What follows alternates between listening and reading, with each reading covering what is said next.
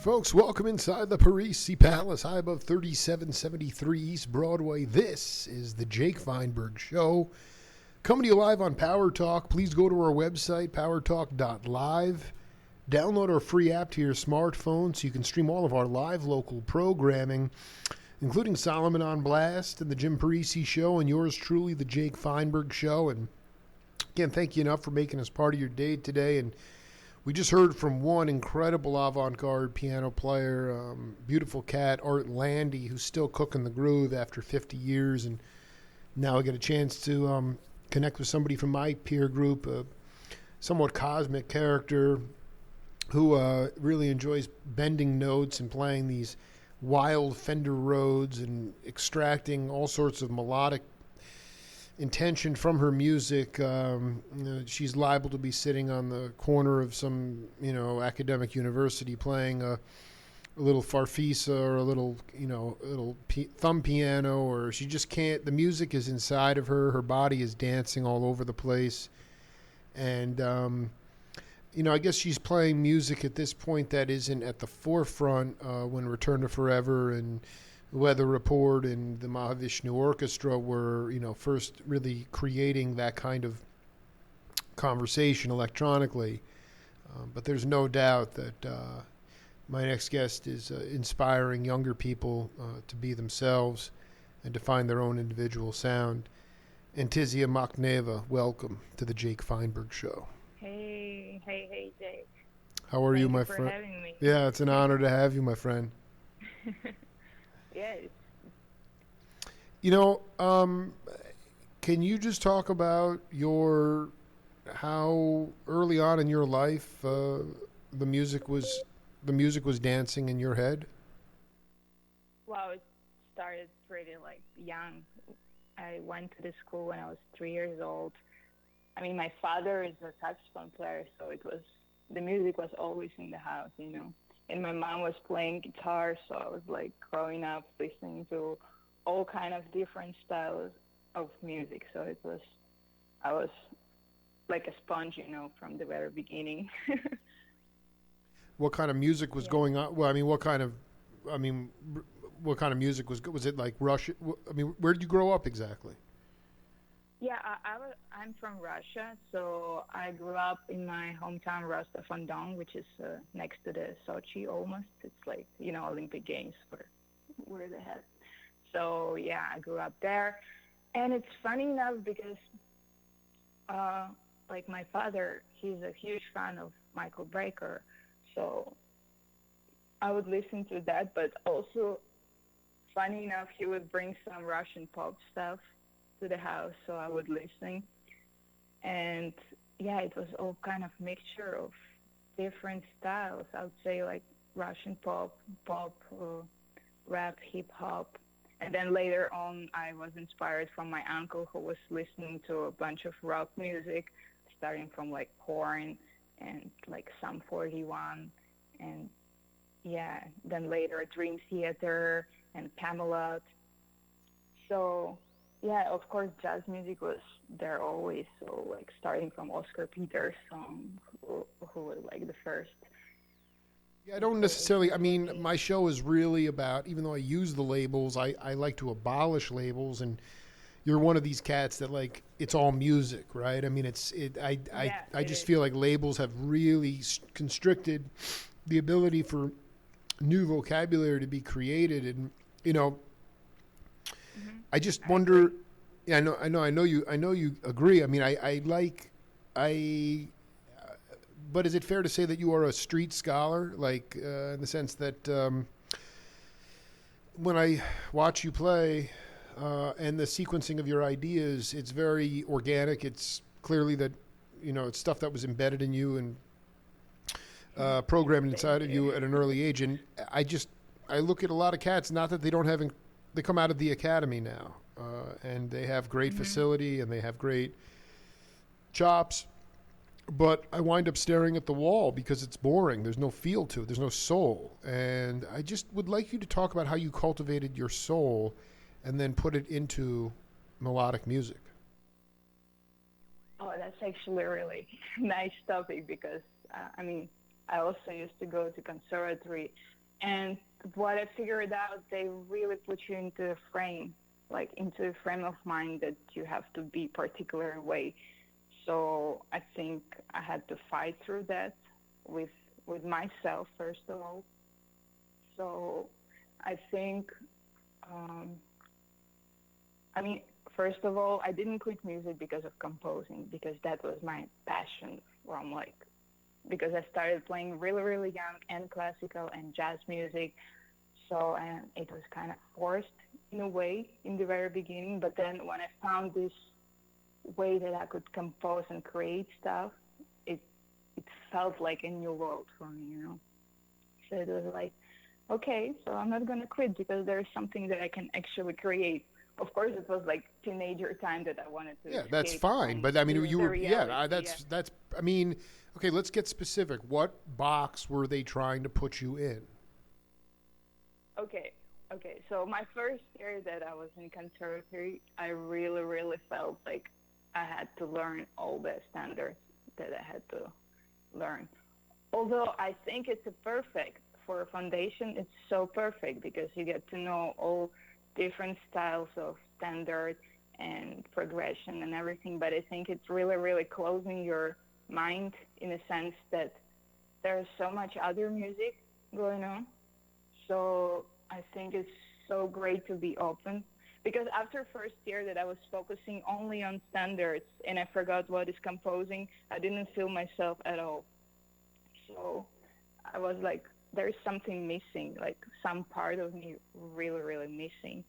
And I was like, okay, I guess the creative part is missing. Of course, we're all finding our own voices by evaluating people. So,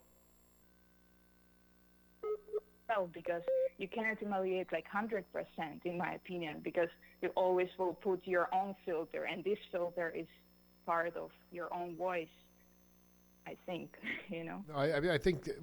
By the way, you speak incredibly good English.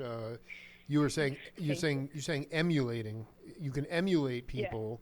I mean, Hmm. everybody begs, borrows, and steals, but then ultimately you have to, sort of develop your own voice, sound, and you, even in your teenage years, you were still working that out. I guess what I'd like to, because my big belief. I mean, I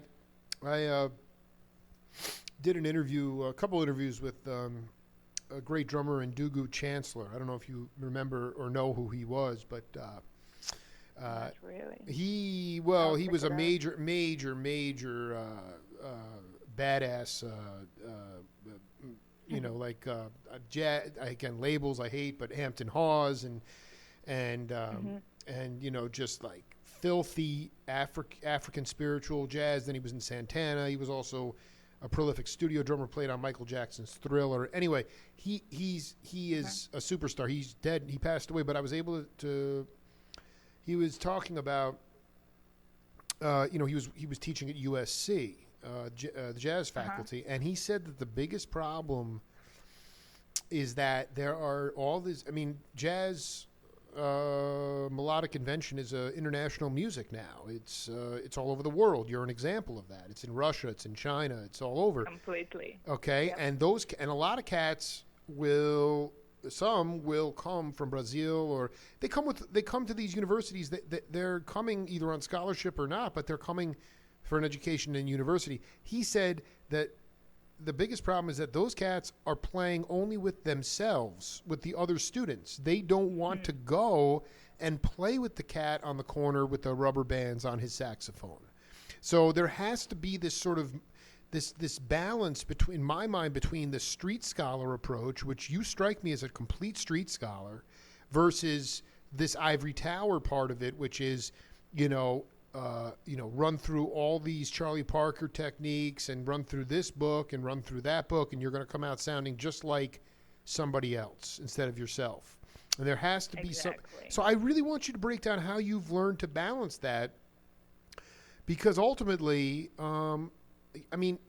you are building, whether you know it or not, you're already building a legacy that most likely will live on well after Antisia's left this planet.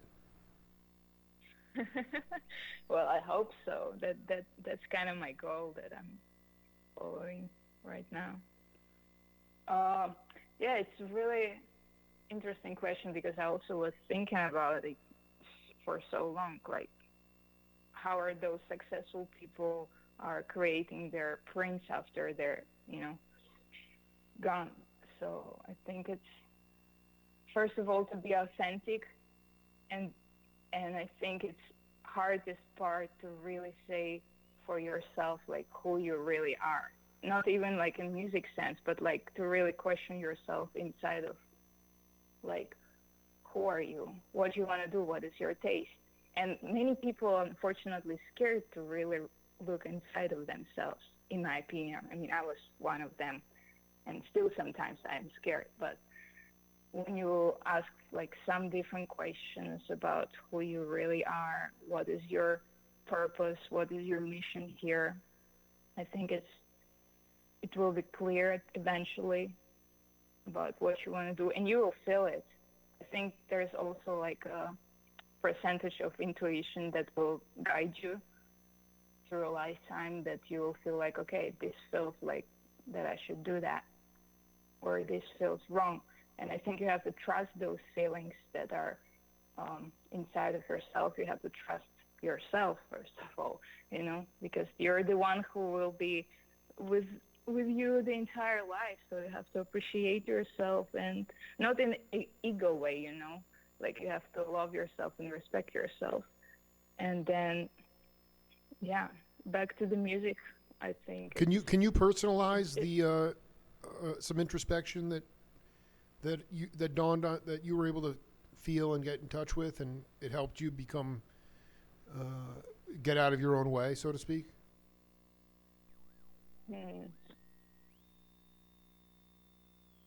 I just don't like to deal with platitudes. Like you say, a lot of cats don't want to look inside themselves or be introspective.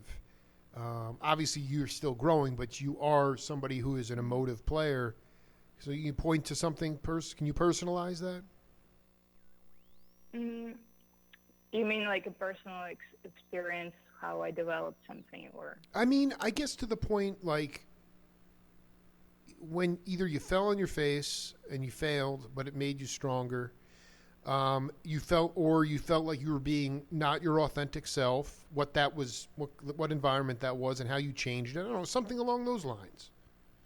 Oh yeah, definitely. Yeah, I have some examples. Like for instance, film score. Like as I said, I was fascinated by composing, and I think before I went in the Netherlands to study, I fell in love with like film composing, because I thought that's it's the best combination of all different genres that's going on. Plus, it supports with visual aspects, so it's like killing 2 points, right? And Absolutely. then when I went to study, I was focusing on jazz and only jazz. And after some time, I felt that, again, I was missing a part of composing.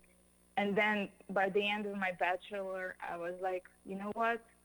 I wanted to do film score.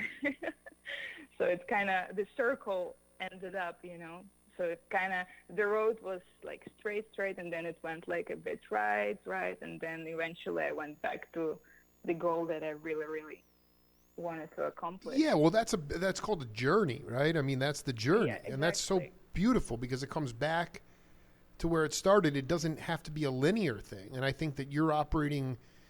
Well, I mean, it's clearly you're an intergalactic individual. I mean, there's also a lot of money in film scores as well. I mean, it's truly a way to make a livelihood, is it not? Yeah, I think so. I mean, it's also a huge competition in a way. But I think if you stay authentic and your music is unique, people will find you, Well, I just want to say that, I'm very close with, not very close, but I've done several interviews with Lalo Schifrin. Do you know Lalo? Lalo? Not really. Well, he's from Brazil. He was the most decorated soundtrack. I mean, he's very close with Clint Eastwood, did all the Clint Eastwood soundtracks. Enter the Dragon, and he lives near you, or he lives in Los Angeles. So if you need to, if you want to connect with him, I can be more than happy to do that. He's Thank you. Yeah, absolutely. No, it's, I mean, at the end of the day, so many cats, there's no real studio scene anymore, meaning, you'd get calls to do a toothpaste commercial, a jingle, a studio date, like you would go in before the sun came up and then you'd leave and you'd never see the sun. But, the sun goes down. Like you work all day, get paid for it, maybe go out at night and jam. So anyway, a lot of what happens is a lot of people that have a lot of studio success or they have gold records or whatever, that as they get older, the phone stops ringing and they become very bitter and resentful.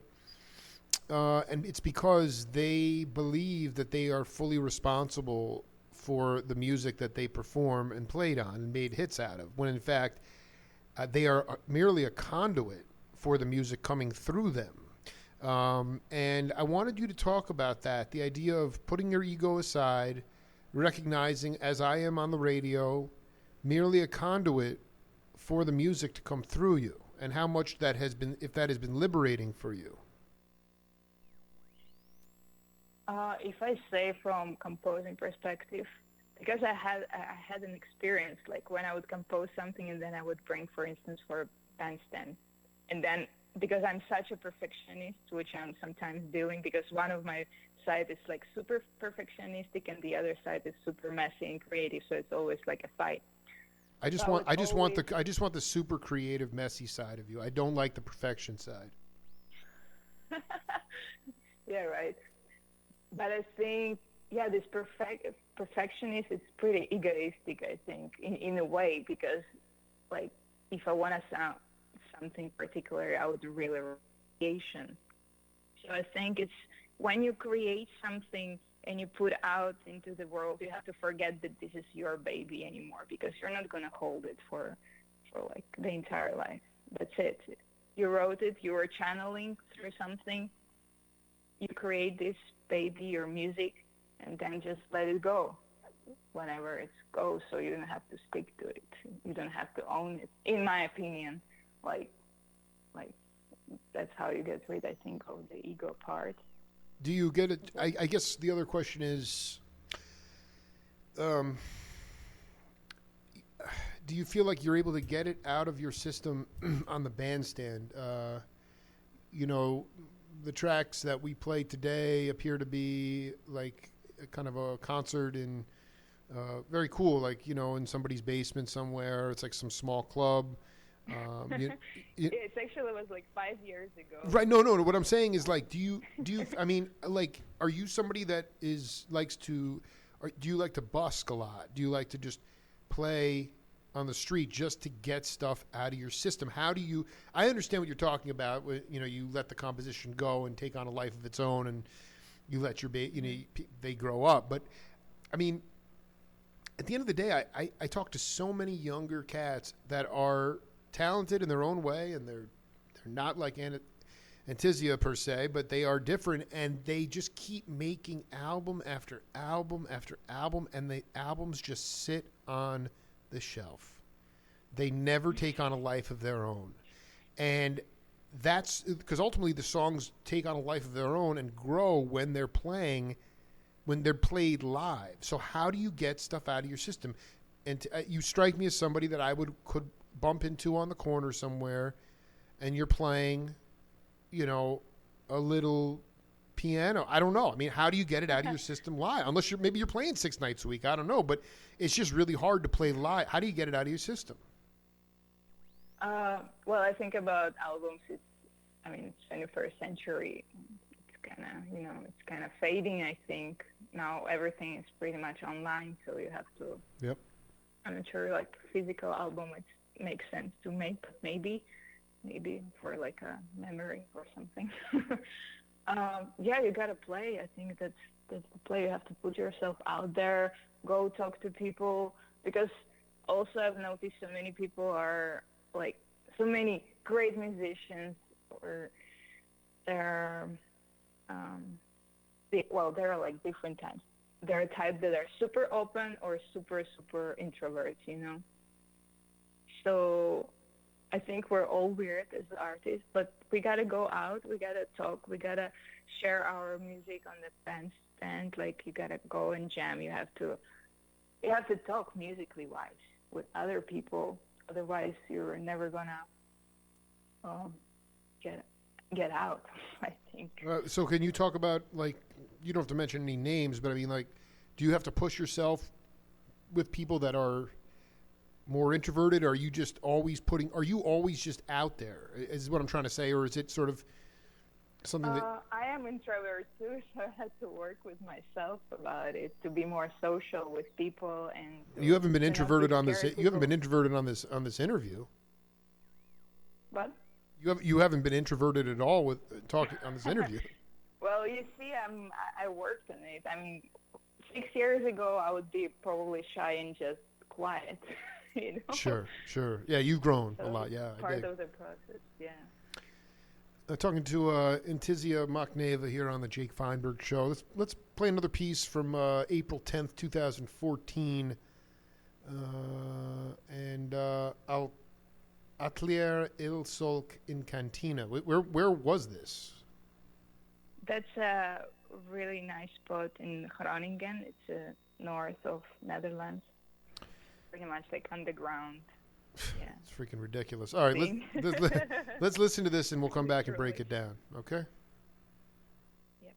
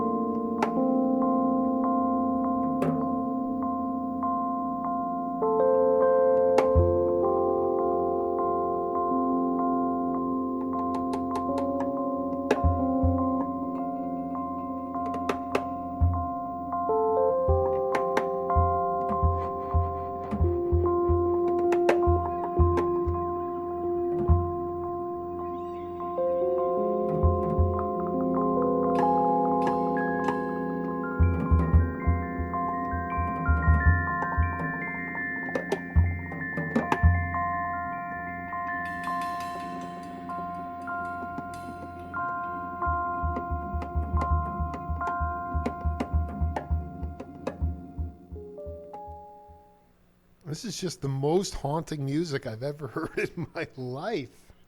I mean, this is like I feel like I've been reborn again. I'm serious. I've never heard any. I mean, I think it has something to do with people are even some of the baddest Fender Rhodes players that I've interviewed from back in the day. They still love the acoustic piano, but the sound that you get off this Fender, is it a Fender Rhodes?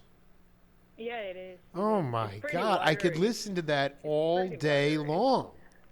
I mean, it's just hypnotic. I mean, I will tell you honestly, Antisia, this is my problem with live music today. I have people, I don't care what kind of music it is, I'm just up and I'm letting the body dance. And I have like people come up, tap me on the shoulder and say, excuse me, can you sit down? Like, you're blocking my view. And it's like, what? Like, why don't you move over? Music is made for dancing. And I'm watching this. I mean, the rhythm section's cooking. You're on fire. I'd be right up against the Fender Rhodes dancing. I mean, when did we stop dancing to music and just stare at facility? Well, I think it depends on the venue because I'm going here on different types of concerts. For instance, I went to like super metal concert where people started mashing right in front of me, and I was like, oh my God, I was just in the middle of the fight. So it's just like, it's okay. This is one of the.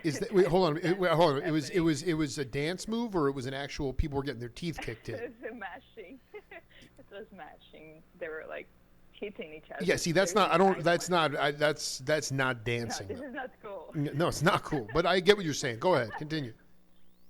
Yeah, and the other type, it's like you go to the club.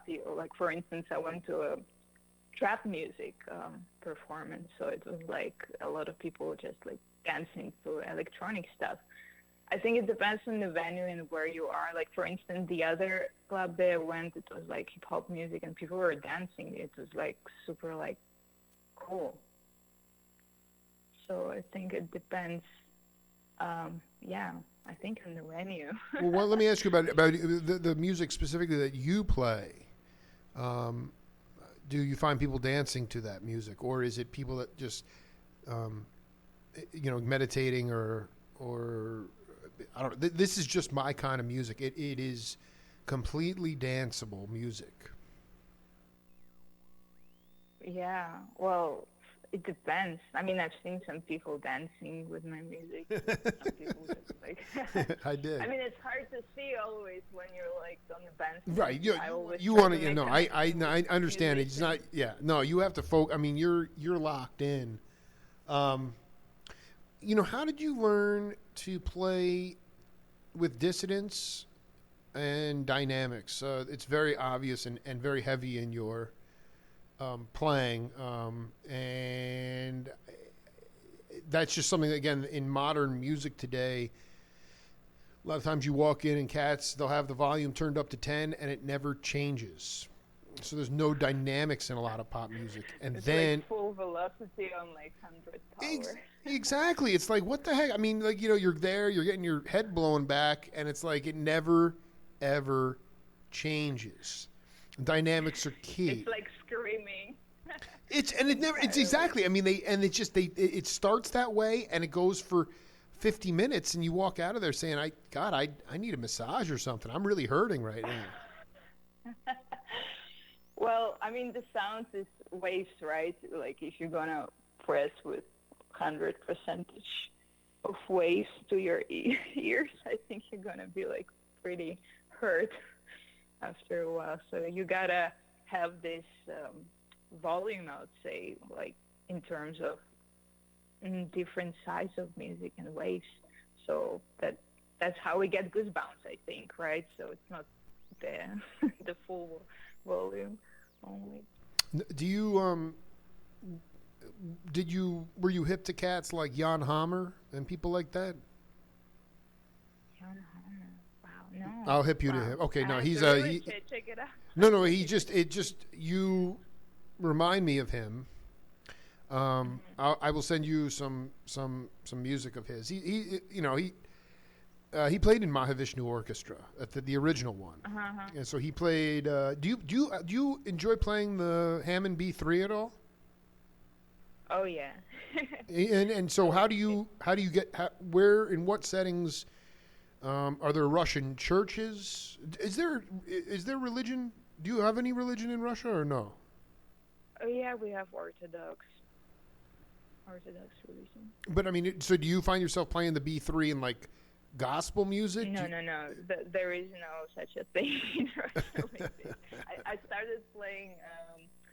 started playing organ when I moved to the Netherlands. We made a band called Bani, where me and my dear friends would play together. Some like, what's his name? Jimmy Smith, right? Absolutely. Yeah, absolutely. Yeah.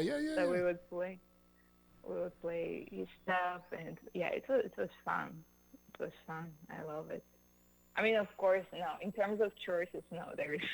You know what I'm saying? Like, so do you kick the bass pedals when you play? Your bass, like with your left hand. No, I mean because for a long time in my mind, Jimmy Smith was really one of the first guys to he literally split his brain in half and was playing melodies but was not playing left hand bass. He was kicking the pedals.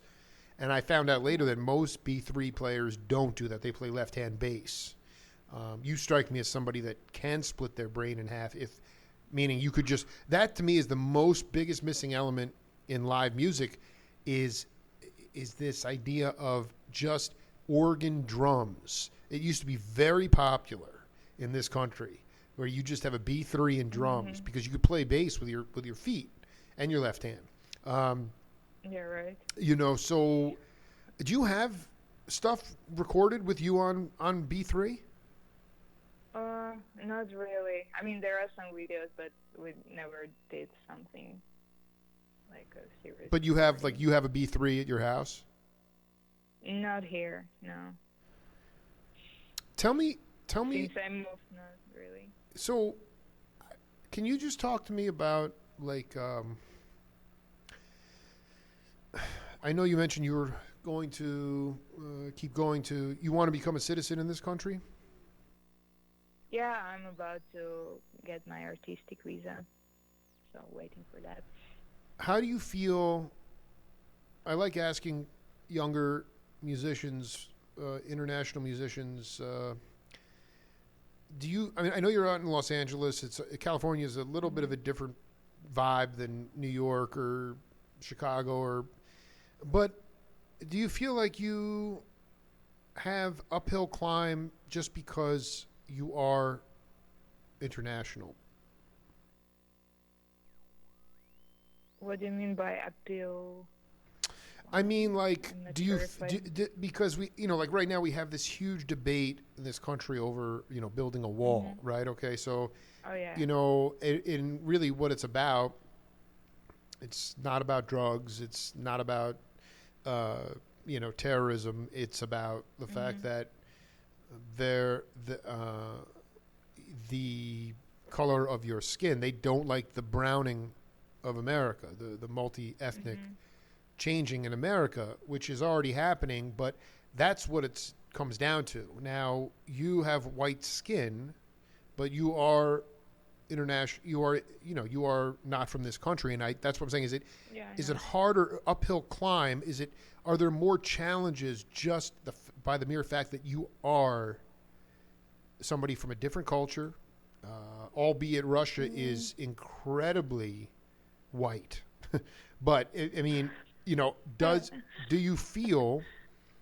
I just know like some of the younger Taiwanese and Chinese musicians I talk to, it is very hard for them. They still feel a vibe.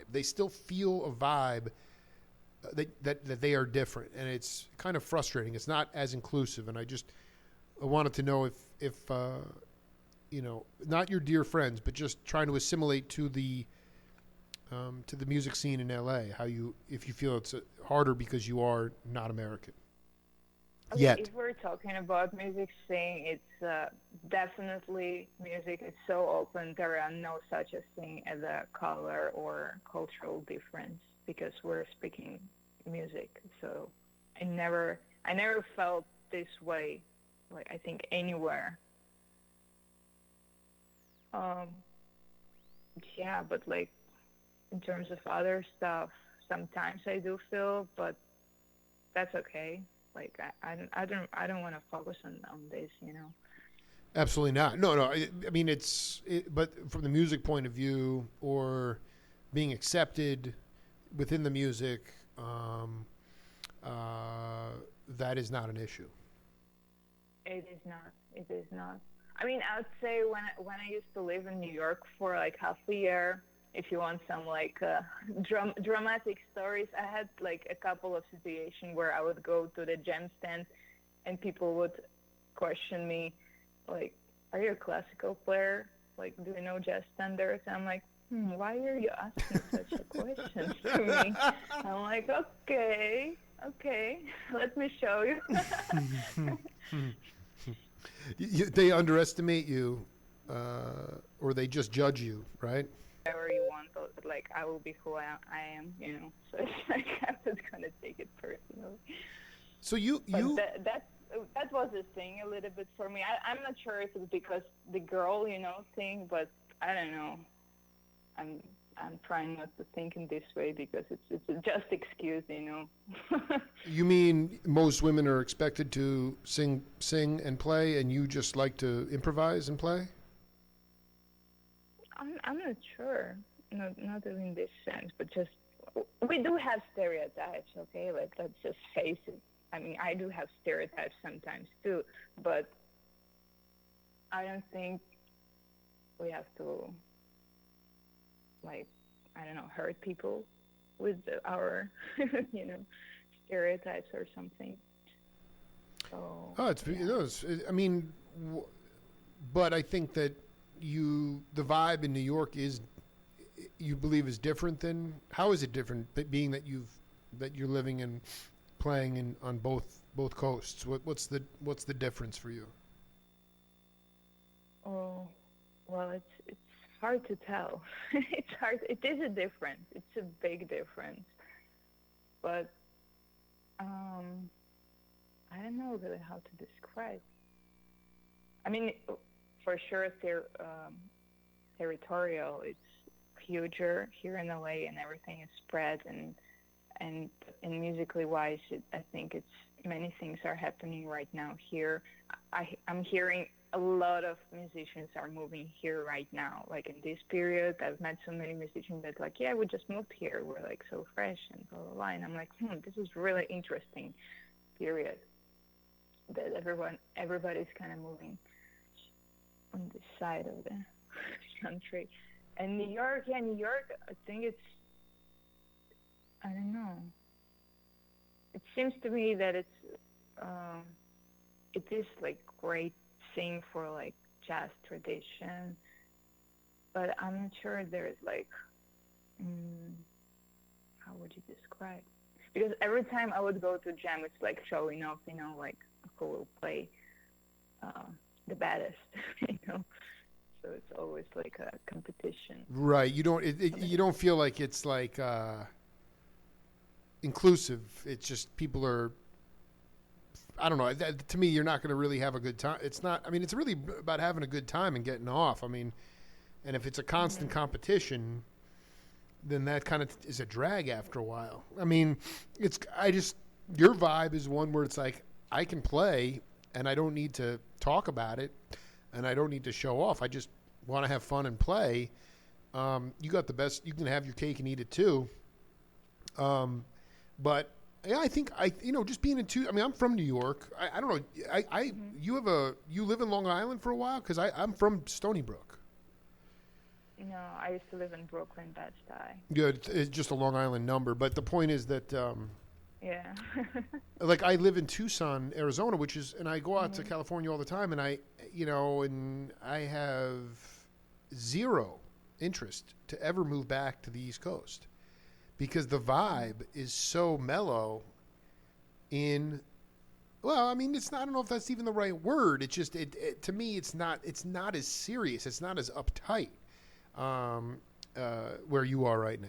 I could be wrong, but I Mhm. just feel like it helps, you know, it's just something that is a gravitational pull for me. I obviously can't afford to live there, but Mhm. um, you know, there there's a difference, and I think it's important. I mean, do you tell me a little bit about um, like where you are looking to grow the most as a musician and as a human being this year? Mm, definitely here, LA. I think. Yeah. I mean, I think you can grow anywhere else if you're enthusiastic and you have your own goals. No, Um, that's what I was saying. Is what is your goal? How do you want to grow? What do you need to what do you want to keep developing as an artist this year? I mean, I am developing right now, focusing more on producing and releasing my own songs. Like I don't know if you sing. Like I was trying to do like one minute of like working with Logic Pro, working with Final Cut Pro, working with Sibelius, writing things, developing my composing ideas. Because also I wanted to say that. Maybe it's part of my journey, but like I don't want to be only locking myself into one genre. So I really want to like open it up as a composer and be able to write any kind of style and genre. Like for instance, for Halloween, I did this crazy metal 1 minute song with my friends and created a video, so it was pretty funny.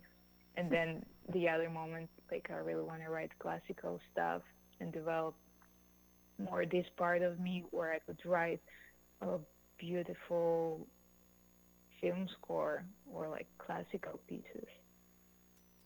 You have So the sound. it's There's a great. sound that you are always searching for in your head. Can you talk about that? Searching for that sound. Uh, mm, I wouldn't really say that it's a sound, but like I'm searching for the connection with the emotion. Like for instance, when I was researching about film score, I found this emotional wheel by Robert Plutchik, which you have like a center of main emotions, and then like each emotion goes into a different. Like for instance, happy goes to enthusiastic and something, and then enthusiastic goes to something else. So it's like a division. And what I'm trying to do with my music is I'm trying to find how you said sounds for each of this emotion or a combination of these emotions so it will click with my feelings and hopefully it will click with um, audience feelings and listeners, you know. That's kind of what I'm looking for. I I I mean, you strike me as somebody who is. I just think most producers want to brand you, not you, but I mean they just are interested. They want to Mm-hmm. find commercial success for their artists. You know, it means money for the artist, means money for them. So they brand you and put you in a box. I mean, do you even work with anybody? Have you had? Do you have a producer, or is this the Antisia Machneva show completely? I think the way you're talking about it Yeah, is, I mean, you're it so is wide open and for so now. you're so free. You know, you're so. How did you become so Mm-hmm. free? I mean, is it in your mind? How do when I say free, I mean just open minded about the idea of you know wanting to expand on your palette and do all music and not really get overly consumed about whether it's commercially viable or whether you're going to make a lot of money. How did you? Why are you so free? It's a nice question. Um, Let me think. I never really. Why don't we just save it for? Honestly. Because can we do part 2 next week? Can we do another part? I think so. Yeah, sure. Did you have a good time? Yeah.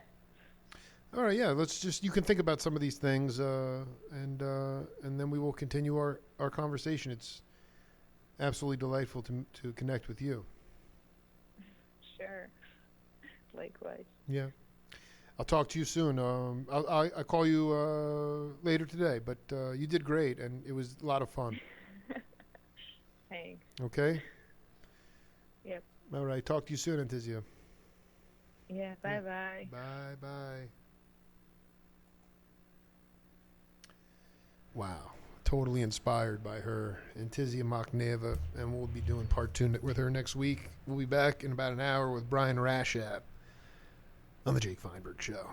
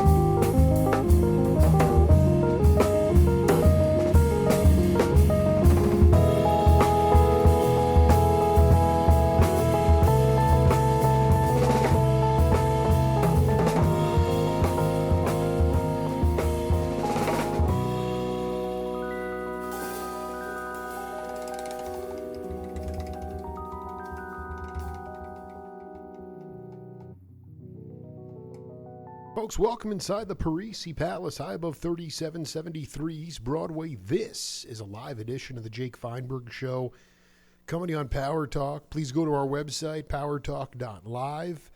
Download our free app to your smartphone so you can stream all of our live local programming, including Solomon on Blast, the Jim Parisi Show, and yours truly, the Jake Feinberg Show.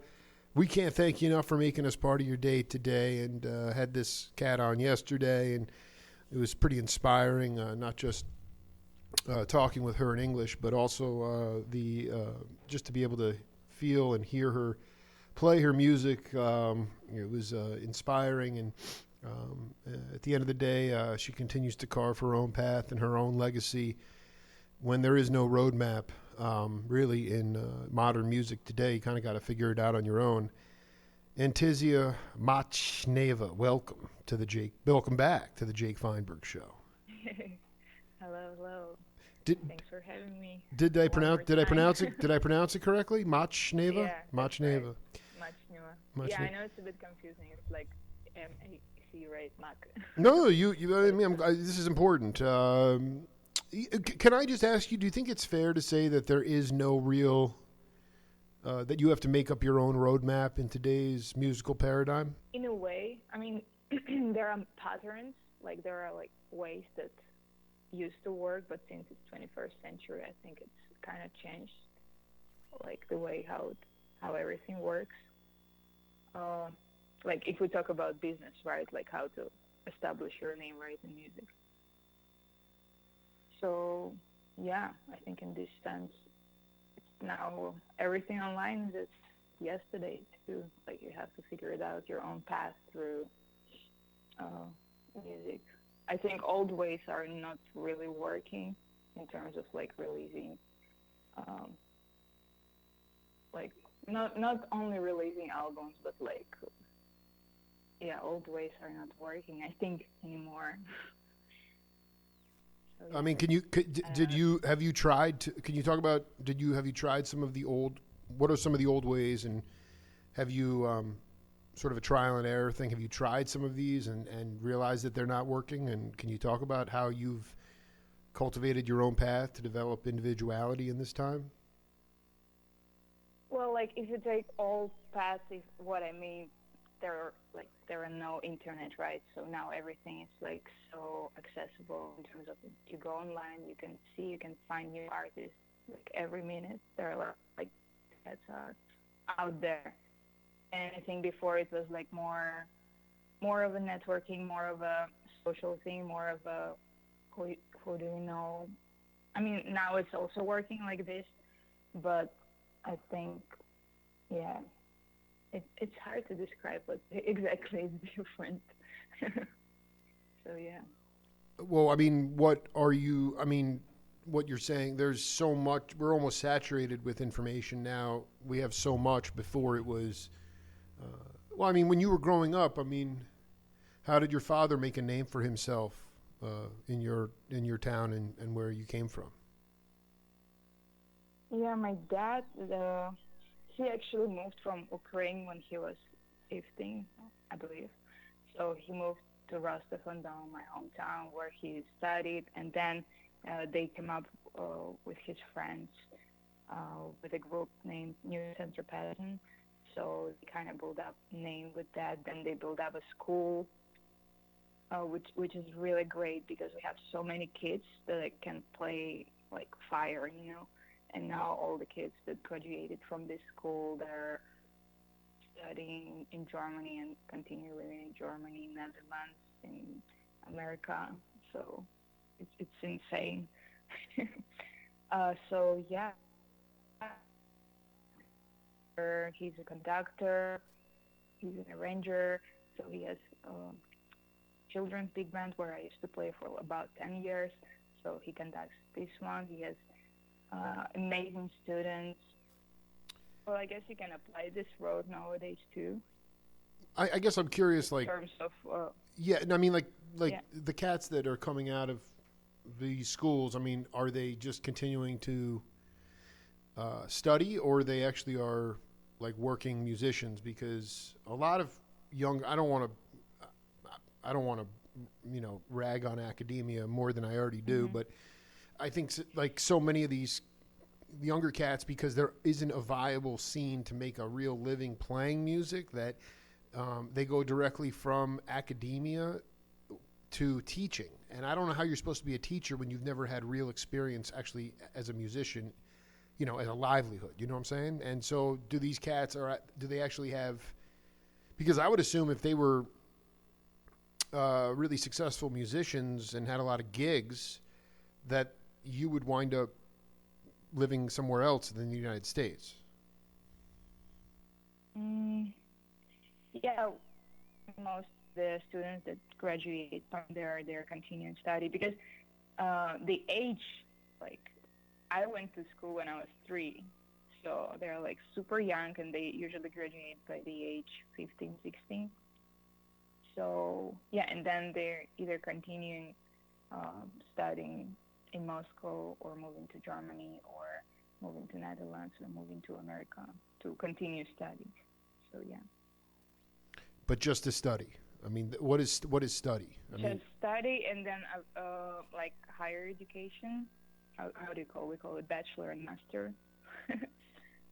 But to be clear, they're not working. They're not working musicians. They're just in academia. Yeah. They're continuing study because they're young for academia, 16 years old. Like, how can you go and teach when you're like 16? I'm not sure. I mean, of course you can, but I wouldn't do it myself. We have a game on this program called Name That Voice. I don't expect you to know who the voice is, but I want you to take a listen to the content, and then we'll come back and break it down. Okay? Music really does. Music is still probably one of the best ways to transmit ideas, and so music still communicates, ideals and information extremely well, and there are a lot of people who love to do that, Part of our job is just to, make you feel good. Another part of our job is to take you on little voyages that are a joy for you. And another part of our job is to inform you, not preach at you, but inform you, along with everything else. And it's really fun to do, man. It's a joy. I love doing it. Probably the best one was Crosby, Stills, Nash and Young doing Ohio. That was, I think, the high point of us doing the town crier, hey, it's 12 o'clock and things have gone to hell in a basket and America is shooting its own children. That was probably one of the best, town crier moments that we had. And it's part of our job, to be the one that passes the news along. There have been other ones, many actually for me and my compatriots, but I think that was probably the most powerful one. No, you want to take a guess at who that is? I have no idea. Well, I mean, I know you actually love and listen to all types of music. You familiar with the band Crosby, Stills, Nash and Young? No. Okay, so they were very famous folk rock. Well, and we just heard from David Crosby, very decorated singer. Came out of the Byrds, which was an electric psychedelic rock. Yeah. Okay, and then they formed Crosby, Stills, Nash and Young. Which, if I sent you some of that music, you would say, "Oh yeah, I know them." And I want to break down the three things he said about the job or the intentions of a musician. He said the first job is to make people feel good. So I want to ask Antisia Machneva, how do you make people feel good? I mean, sometimes there are cases that you don't feel good, but then people come to you like, oh, it was amazing. But, it's part of, our criticizing voice in our head. But you got to feel this energy, I think, and then other people around you are going to feel it too. So it's like a synchronization of energy, if you can say it like this. How do you access that energy force if you are not, if you come in and had a crappy day or you don't feel so good? How do you get yourself to go there first? Well, I think you just have to kind of I wouldn't say put a wall, but psychologically wise, just be there. Or for instance, I do sometimes meditation or yoga kundalini, so it helps to concentrate and focus on other things. So you just don't think about things that are bothering you or just forget that you're tired, because now it's the time that you have to share the energy, share the moment, share the music with other people. So I think it's important to be focused on music and share the energy, the good energy. Antisia, have you ever left your physical body on the bandstand? No, not really. I mean, I've talked to a lot of people. I mean, I felt energy, different energy, but I never really spaced out or something. I mean, there are guys that, they're due to fatigue or exhaustion, sometimes they will actually see themselves playing on the side of the stage, even though they're actually still playing. I just think that I guess that there's only two letters that separate magic and music. And I think that the kind of music you play is magical. So how do you can't do that in this in your normal state of consciousness. So can you talk about the yogic work how you got hip to Kundalini yoga and how that allows you to access your multidimensional self? Yeah, sure. I mean, I would say that I experienced kind of out of body experience, but not on a music stand. I fell down from the tree, and that's where it was super creepy because I saw myself falling down from the tree. And then my friend who was there, then she told me after, because I passed out, I was about 10 years old. So I passed out for 10 minutes, and when I was conscious again, she told me like, "Oh my God, you were actually falling super slow." And what I felt like somebody that were like hands on my back that were like putting me down in the ground. I mean, I broke my spine after that. I was okay, but that was something that I was like, "Oh my God, this is actually something really mystical and crazy." Yeah, I no, mean, this is there are exactly what I'm energies. saying. So this is off the bandstand, but you're actually Yeah, it saying was that with music. you're Yeah. telling me that But that there was almost an angel quality when you fell. You fell slow, and you felt like somebody was actually trying to brace your fall, even though you were injured. That you were protected in some way. yeah, that was really, really weird. This is one of my weird stories of my life. That I I was want to like, hear all wow. your weird stories, all of them. um, yeah, like, I mean, I do believe in energy. There are like some different energies definitely going around. Um, like I like to meditate, and I think I was into going out of the body experience when I was a teenager, so I wasn't like a party animal, and I was kind of nerd in this sense. I would like spend all time just meditating and trying to like reach some sort of weird level of something. I don't know. Then I stopped because I was like, no, like I gotta be here on the ground. You felt like you had to come back to what the normal state of consciousness. I mean I hate using the word state of bliss, but I mean maybe you were trying to access a place of peace, um, and but Yeah, but I felt so isolated in a way. I felt that people are not understanding me, and I felt that I mean, I was always kind of like a weirdo or something. I mean, not like super, super weird, but like I wasn't like everyone else. So I felt a bit like, okay, I gotta place myself here in life, in real life. So I'm not gonna be like, um, how you call them, monks or yeah, well, something, I don't think that's weird. wearing a I face. don't think that's. I think you're being. I think you're being true to yourself, and there's nothing wrong with. Um, I don't know. Being it's. I just think you're trying to be as authentic to yourself as possible, and maybe. Yeah, I mean, you're like the monk in the mansion. You know, you were just sort of, in your own. Did you find your creativity? Do you find that your creativity is at a larger rate when you have opportunity to reach, different level of consciousness? Mm, definitely when I compose.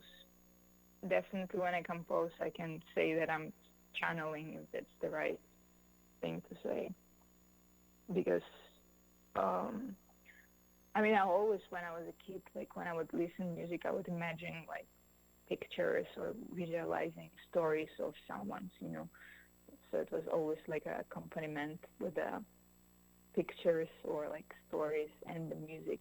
So when I would compose, I would imagine some sort of stories, and then I would try to express emotions through this story and with the music. So that's the space. And when you're like into this energy, you start feeling this story like flowing inside of your body, and you're like kind of flying in a way. So you're not feeling grounded, I would say, but you're like feeling really.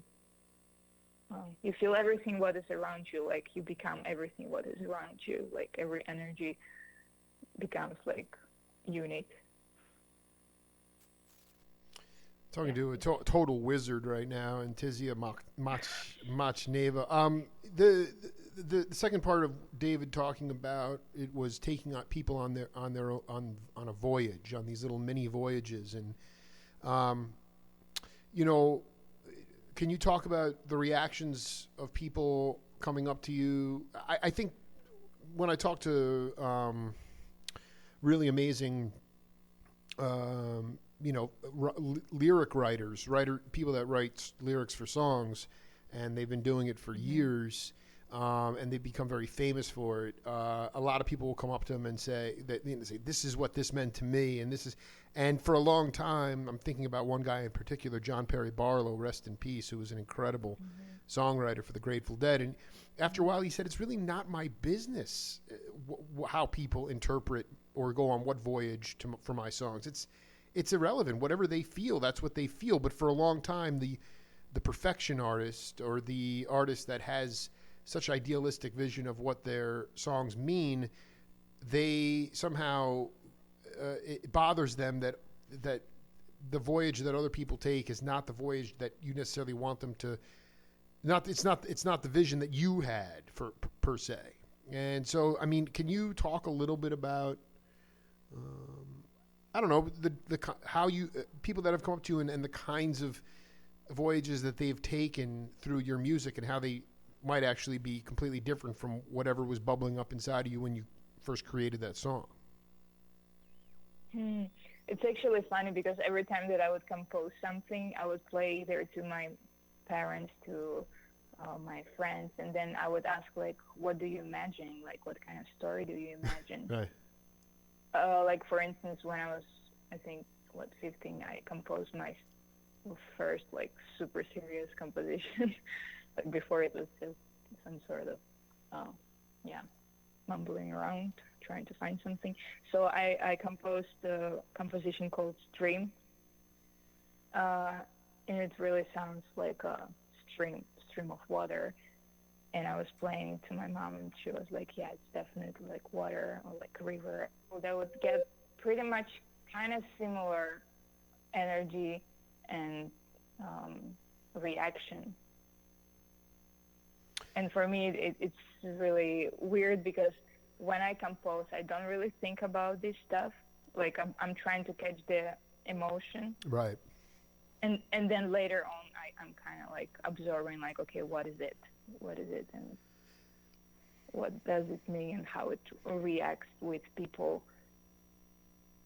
And everybody reacts a bit differently because, like, we're not similar. Oh, absolutely. No, I mean, I think it's. I mean, I'm just saying. Did was there an evolution for you to accept the fact that everybody is going to have their own? That's what I'm trying to talk about with this lyricist. Is that for so long, people would have these insane what this song meant to me or what these lyrics meant to me, because I mean they're incredible lyrics, and it took them a long time to just accept that everybody can have their own interpretation. And I just want to know if you've come to peace with that as well. Yeah, I mean, as I said yesterday, it's when we create, it's our babies, and then what's happening after, it's I don't have to be that much attached. Right, you almost give it up for adoption, right? Yeah, almost, I think. Like, I'm not going to go to people who say, like, you got to feel this with this song, like, only this emotion. Like, I'm not going to do this. Like, I let the imagination of the person who is listening to create something with the music. I think it's what it got to be, some sort of a chemistry that we create in our brain. Then again, just for the record, Antisia, you primarily write melodic, improvisational, instrumental music. I mean, are you writing music with lyrics? Yes, I do. Actually, the one that I sent you yesterday. Well, I was going to ask you, but lyrics. you said your friend was singing on it. Yeah, that's my friend. He's Kloosterwijk. She's an amazing singer. She's in Netherlands based. So yeah, she's touring around. She just came back from Moscow, back to Netherlands. So yeah. Well, is it possible? I mean, together. The audience. I've gotten a lot of feedback. Could you sing any song for us right now? I'm not sure that I'm ready to do it in the morning because I'm trying to wake up my voice. Maybe you can try though. But you can hear some of my stuff online. So yeah. What about the idea of Crosby, Stills and Nash? I mean, they did some albums in the early '70s. During political strife and the Vietnam War. So these were, songs of social consciousness, shifting social consciousness, speaking to justice, speaking anti-war. They were essentially informing people through their lyrics. How do you inform an audience? How do you educate an audience when you perform?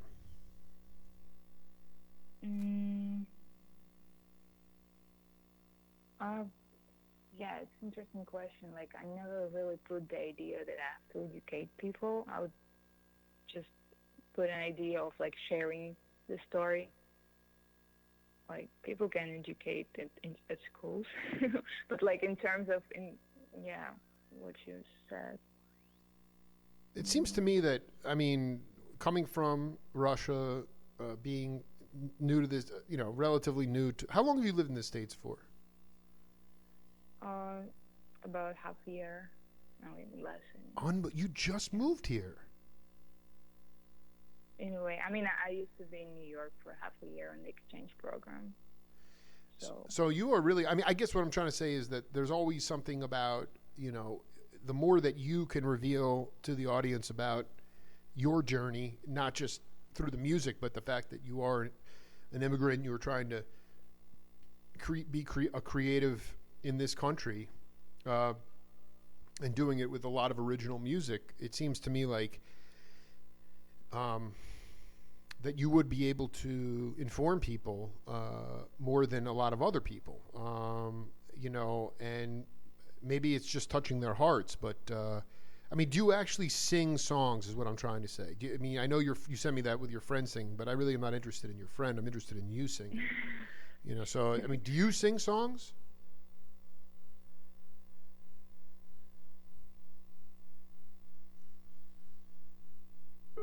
Are going to be more... I cannot really put into the genre, but yeah, they're going to be really interesting. So there's actually you're working on something. I'm sorry, you cut out there. You're working on a bunch of vocal songs right now, or what? Yeah, I'm working on my EP. Which is gonna have some of the songs where I'm gonna sing. So yeah. Right. Hear it. Right. You said EP or LP? EP. So, in the ideal world for you, like once that EP gets released, what would you like to do? Like I told you yesterday, I run into so many people through no fault of their own.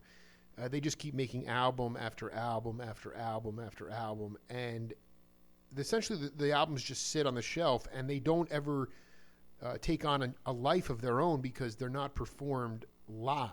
I mean, what would you in your perfect world, what would you like to do once this EP is released? Well, of course, I gotta book concerts and book a tour, which I'm working right now on it. But I think performing it's important part of promotion too, as well. So you share the actual album or EP with people, but you can also promote yourself different ways on Facebook and Instagram and other platforms that are existing there. Just gotta create your own circle of people who are gonna follow you, your audience.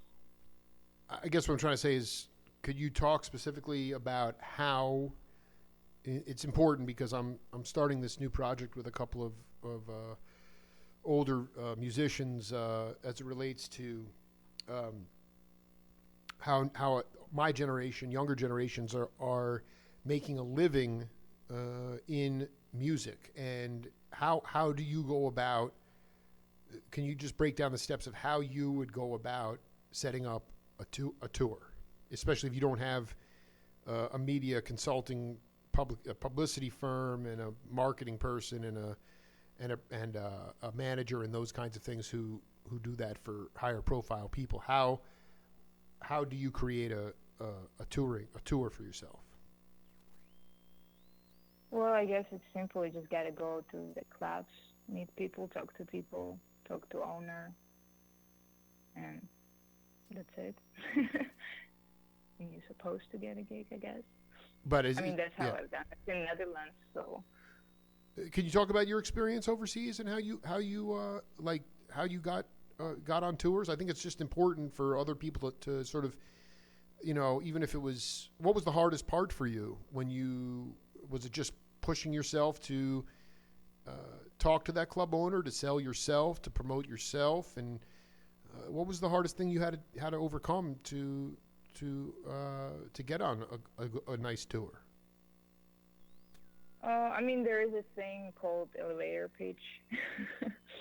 So I've been practicing these things that I've learned from school, that you have to, present yourself, talk about what you do, what you're trying to do, and then just know people, or just play with musicians and then create your projects together, and then work together on getting concerts and tours or playing at the festivals. Can you talk about it? One thing there is like, fine, you can learn to present yourself, but what about the actual relationships? How did you cultivate the relationships? If people like you, then they're going to, and they like your music. I mean, it's one thing to give people here's my demo tape, listen to it. They get that all the time, but it's actually about the human connection, person to person. Can you talk about how you've developed personal relationships, not necessarily in the United States, but that to me is the most important part if you're going to have a successful career as a touring musician. You just have to be a good person. Just be a respectful person. Just be nice. Don't fake it. Just be yourself, and people are gonna feel your honesty, and then they're gonna trust you, and then you become friends, and then you get gigs. I mean, I guess what I'm saying is they trust you, right? I know, and you're right. But is it possible that, have you created relationships in the Netherlands, in Germany, in Europe, where if this EP comes out and you're not necessarily a known quantity in the States, do you have people that you have relationships with that you can go back to and say, hey, can I do some touring over there? Yeah, I do have some connections. So I think it wouldn't be a problem. I mean, you have to be enthusiastic about it,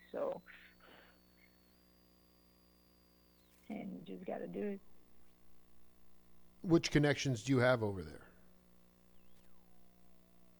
Do I really have to name all of them? No, I'm just trying to get an idea of how you're actually going to allow these songs to take on a life of their own. If you're an unknown here, many people go back to places where they already have relationships. Are there clubs? You don't have to mention names. I'm just trying to figure out how you've developed those relationships so that you would be able to play live. Well, as I said, also social media is a huge part right now of the music world and music business. So if you create your circle of people on the social media, as well as in the real life, offline, it's kind of win-win situation. So, and we just sustain those relationships whenever it is. Can you give an example of how your social media has led to a gig?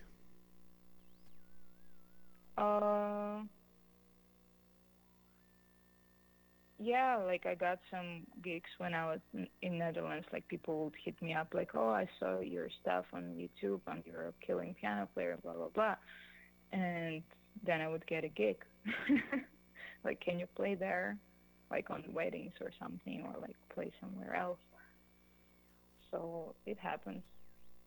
But at the wedding, do they allow you to play? They want you to play pop music, or they let you play? Of course. So you don't. It's not like the Antisia. It's not your show where you can play your tunes, right? Yeah, through some other people, I would get the gigs where I could actually play my program. So, but you gotta do it yourself. Can you talk about how you? I'm very fascinated by this, but the idea that the concept of playing in a group where you're playing free music, free form music, improvisational music, and the downbeat, the one, everybody loses where the one is, okay? And then the idea of, everybody coming, to me, this is one of the most transcendent things when you do it well, is that everybody comes back in. You lose the one, but then everybody kind of finds it and comes back in on the one at the same time. And I just wanted to get your concept, the Machneva concept of the idea that any note can be the one. In terms of in the band or just in music? Because I think in the free music, what is happening, it's a talk, it's a huge talk, and then eventually everybody's starting playing the same things. It's synchronization. Like it happened also with me and my bandmates, that we would play the same thing at the exact time without any sign, and this is really magical. I agree. Can you talk about that telepathic ability? I mean, that and is that with musicians that you've never even played with before, or is it people you have a long chemistry with? Yeah, I think it happens usually with a long chemistry relationships. I mean, sometimes indeed it's happening. Like I went to a jam session recently, and we would start playing the same thing with people. But it takes time to get to know each other on the bandstand. It's like everybody's kind of like, okay, like who are you? Where did this person come from, right? Yeah, exactly. So it's kind of a couple of seconds of getting to know each other through music, and then it's starting playing. Energy is magical. Oh, I agree. I completely agree. I used to think that a lot of people play music to reach a state of bliss or happiness or and I realized most musicians, unless they are just completely a tool of the racket or the business, and they have no problem just being molded into something, most musicians don't play music for bliss. They do it to survive and live. And if music was taken away from you, would your soul die? Wow. Well, I can't really answer this question because I never really experienced that. I think the music was always part of my life. But definitely I had periods where I wouldn't play anything or create, and I would really feel like a huge part of me missing. So I think the creativity is never going to die, even if I will stop playing music. But I mean, you play music to live is what I'm trying to get at. I mean, maybe you didn't have your hands cut off, or you weren't paralyzed when you fell out of the tree. But I'm just asking you, if somebody came to you and said, or your hands were cut off, or whatever, if someone took the ability for you to create away from you musically, would your soul die?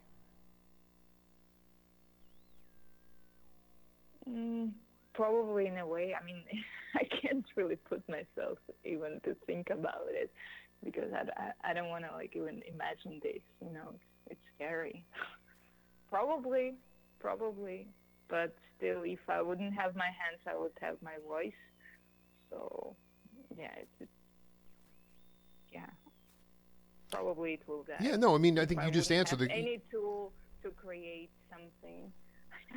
No, I think you answered it. I think, yeah. I mean, it's not something I want. I'm not. Nobody wants that to happen. I'm just. What I'm trying to say is that there was a Hindustani chanter, Krishna Das. Maybe you know him. He's a very decorated Hindustani chanter, and he was very depressed in the early '90s, and. It's a very short version of the story, but his mentor, guru from India, came to him in a flash and said, "You must chant." I mean, he was literally almost suicidal.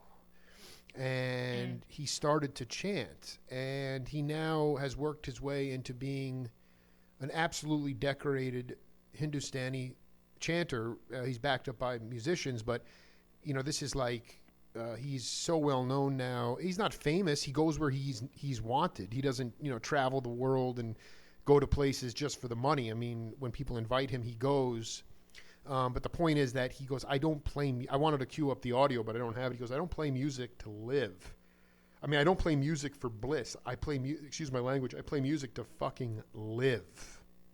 And I think most people do that. I mean, I think most people are playing to live, to survive, to feel like themselves. And I it's not some sort of pop thing or fluff thing. And I mean, yeah, it's nice to make a lot of money, but it's not about. I mean, I just think there's a misconception in modern times, like, oh yeah, make music and get real famous and rich, and when those things are actually really have nothing to do with the spirituality of music. Yeah, you gotta feel it. I agree that the music is expressing yourself, definitely, and finding this peaceful, happiness, through that. Yeah, definitely. Did you I mean, can you talk a little bit about your upcoming performances? It would be or just what your plans are. It would be delightful to come and do a Facebook Live interview with you at some point as well. Yeah, we can talk about it later. I can inform you. Sure. No, do you have any gigs coming up at all or anything like down the road that you want to promote to the audience? Yeah, soon there's a gallery opening. I'm gonna play some of my own stuff in downtown on the 2nd of March. Oh wow! The opening. What's the art gallery called? It's a good question.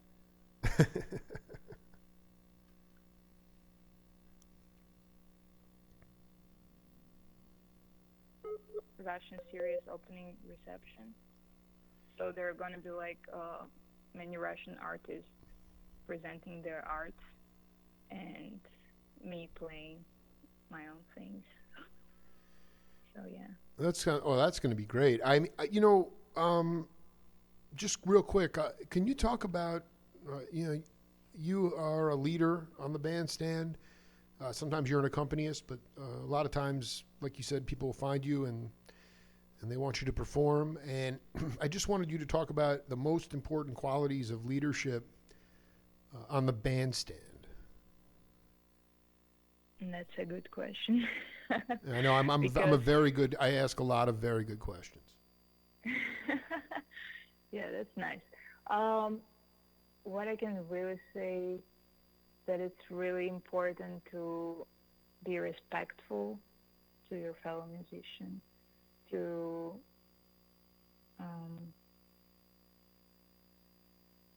leave the space of creativity, but still be a leader, So you can't,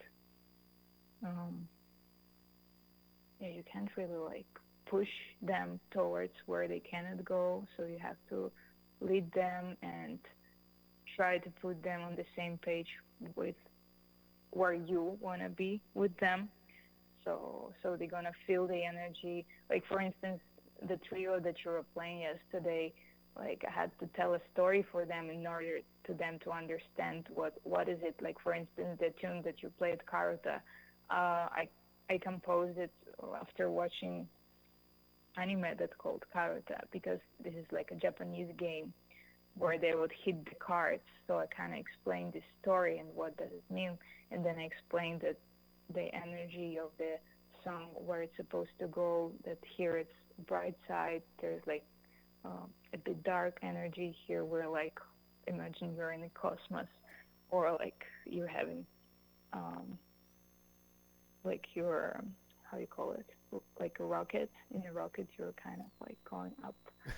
I love it. I mean, but that to me is, and this beautiful, that's more of a roadmap for them, uh, Yeah, definitely. or a guide. But when we talk about respect, I mean, on the bandstand, you give them the roadmap, but do you allow them? Like, I mean, when Coltrane first joined Miles, he would come up. To keep coming up to Miles on the bandstand, whispering, "What do you want me to play? What do you want me to play? What do you want me to play?" And Miles would just turn his back on him. And eventually, Coltrane realized that Miles wanted him to just be himself and just play what he felt. That's why he brought him into the band. And so, when after you give these guys the roadmap in any setting, is part of leadership allowing them to be creative in their own, let them do what they do best and not control. Exactly. Yeah. Don't be a control freak. I have my mistakes where I would take too much of a control, and then it would kill the energy and it would kill the relationship. Some of them. So yeah, definitely, I wouldn't recommend to take that much of control as a leader. This is really interesting. How have you become more secure with yourself? I think it's an issue that a lot of artists struggle with, a lot of creatives struggle with, and you just really articulated it well because, like you said, if you become, not only do you take the fun out of it if it's too controlling, but then those relationships can fall away. So how have you learned to let your ego go?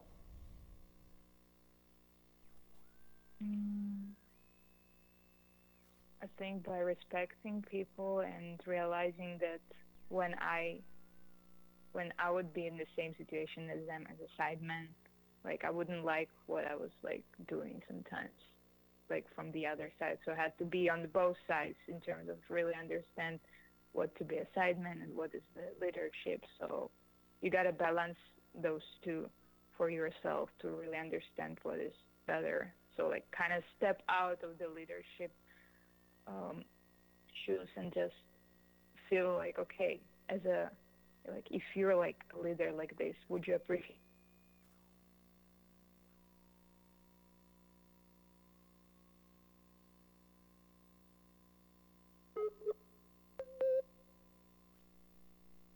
Yeah, no, I think it's actually like you might be the Indian chief, but you actually have to be a good Indian too,